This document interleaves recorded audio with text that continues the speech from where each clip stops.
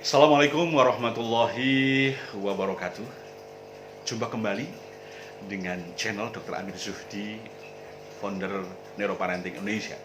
Alhamdulillah, alhamdulillah, alhamdulillah, kita tetap sehat, semangat, bahagia. Apa kabar teman-teman keluarga muda Indonesia yang berbahagia? Hari ini saya akan men-sharekan sedikit ya tentang mengapa sih kita ini kok perlu tahu tentang otak kita gitu ya. Orang tua kok perlu belajar otak. Guru-guru kok perlu belajar otak. Nah, itu kan kompetensinya para dokter itu ya. Oke. Baik. Teman-teman, yang satu dulu ini saya sampaikan, memang ya, kenapa orang tua belajar otak, kenapa guru belajar otak, padahal itu kompetensi seorang dokter ya. Orang tua belajar otak, guru belajar otak itu bukan untuk menjadi dokter. Oke, bukan untuk menjadi bukan untuk menjadi dokter. Orang tua belajar otak dalam rangka untuk agar pengasuhannya berkualitas. Oke ya, agar mengasuhnya berkualitas. Dia tahu bagaimana tentang otak PAUD itu gimana. Oke, sedemikian rupa, loh anak kok bisa berbuat begini, berbuat begitu, itu gimana? Nah, itu pengetahuannya dari otak PAUD. Oke ya. Guru juga demikian. Guru belajar otak bukan untuk menjadi seorang dokter. Guru belajar otak untuk membangun bagaimana sih anak-anak biar belajarnya itu semangat gitu ya, bagaimana cara mencegah kebosanan dan lain sebagainya gitu ya. Ya karena kebosanan itu merupakan kapasitas otak. Proses terjadinya melibatkan otak manusia. Ya. Ya meskipun antara dokter, guru sama orang tua itu sama-sama belajar otak ya, tapi sasarannya berbeda. Ya, fokusnya belajarnya berbeda. Iya toh, iya, gitu ya. Karena saya dokter, gitu ya. Kalau seorang dokter, contoh ya misalnya ada satu area, atau bagian otak yang namanya basal ganglia. Basal ganglia itu kalau fungsi utamanya ya gitu ya, melenturkan gerakan-gerakan, membangun automatically, kemudian membangun dorongan-dorongan untuk menciptakan motivasi dan sebagainya. Itu secara umum basal ganglia. Seorang dokter mempelajari basal ganglia, dia akan mengeksplorasi basal ganglia dengan sangat dalam ketika dia menangani pasiennya yang menderita Parkinson. Kayak Parkinson itu ada masalah di basal ganglianya itu.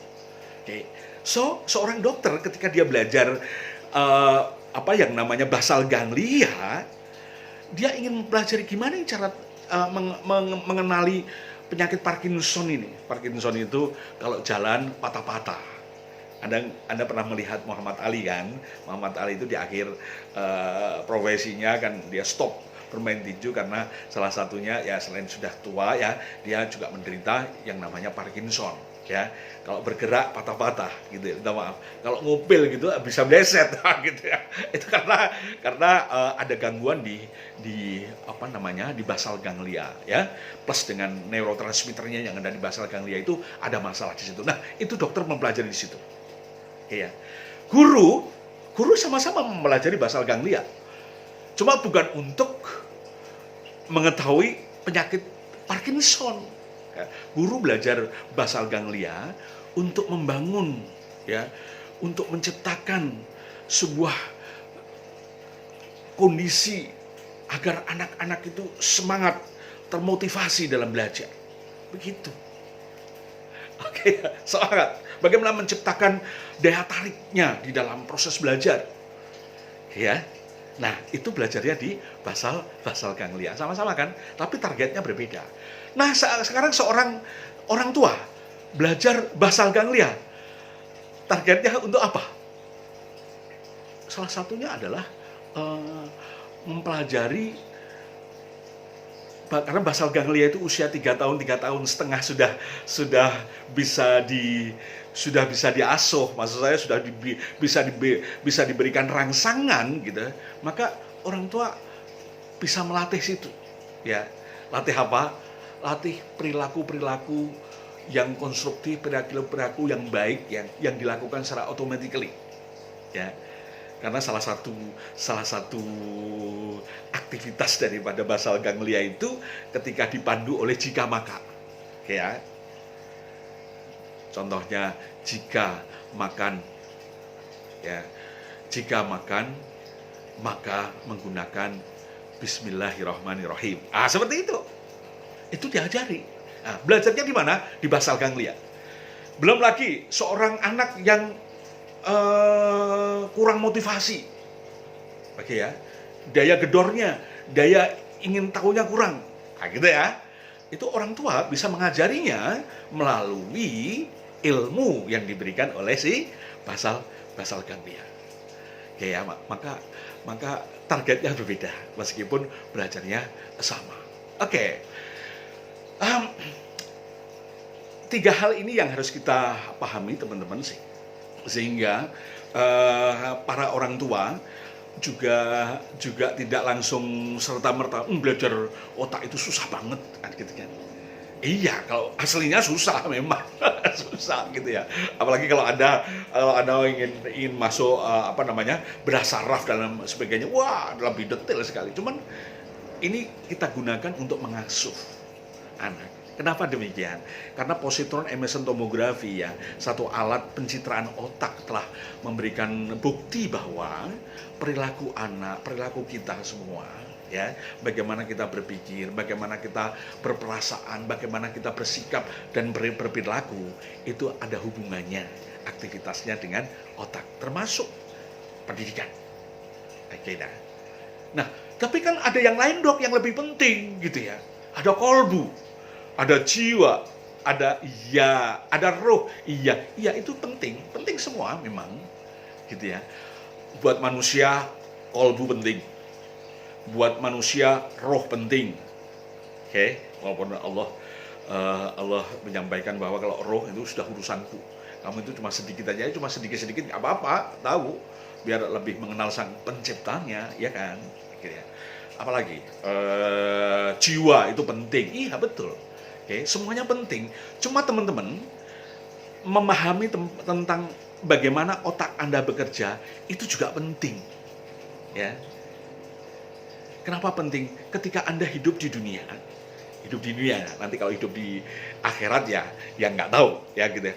Untuk hidup di dunia, Anda bisa berpikir, Anda bisa merasakan, oke? Anda bisa memberikan tanggapan, Anda bisa berperilaku, semuanya itu, aktivitas itu, semuanya melibatkan otak manusia. Nah, untuk teman-teman bisa hidup di dunia ini, maka perlu mempelajari tentang otak, ya, mempelajari untuk lebih baik tentunya, karena berbagai riset telah membuktikan bahwa otak yang baik akan menghasilkan sikap dan perilaku yang baik, ya. Sikap dan perilaku yang baik akan menjadikan otak jauh lebih baik. Oke, jadi ada sirkuit muter seperti itu. Nah, ini yang penting. Maka salah satu yang dalam buku Neuropsychiatry and Behavior Neuroscience yang saya pegang ini, di sini mengkaji banyak hal tentang perilaku manusia yang bisa dideteksi dengan aktivitas otaknya. Apalagi sekarang banyak sekali sudah banyak alat-alat pencitraan otak yang cara kerjanya bukan mati. Kalau potret kamera itu mati, ya gitu ya. Tapi kalau video kan hidup, kan gitu kan. Seperti itu pencitraan otak dalam kondisi hidup, sehingga kita bisa mengetahui dengan pasti bagaimana cara otak bekerja. Bahkan di kitab suci Allah telah memberikan satu informasi bahwa ada bagian otak manusia, struktur manusia yang perlu teman-teman dalemin ya tentunya, karena ada di kitab suci. Kitab suci memberikan informasi tentang nasiah, tentang ubun-ubun, ya, yang bahasa yang lainnya sampai saat ini masih diterjemahkan dengan hampir menyamai yang namanya prefrontal cortex. Ayo kita belajar bareng-bareng ya. Belajarnya yang sederhana-sederhana aja. Saya juga sedang belajar juga. Kita belajar bareng-bareng sehingga kita bisa memahami diri kita, salah satu melalui bagaimana Tuhan menciptakan otak kita. Terima kasih. Saya Dr. Amir Sudi. Sampai ketemu kembali. Assalamualaikum warahmatullahi wabarakatuh.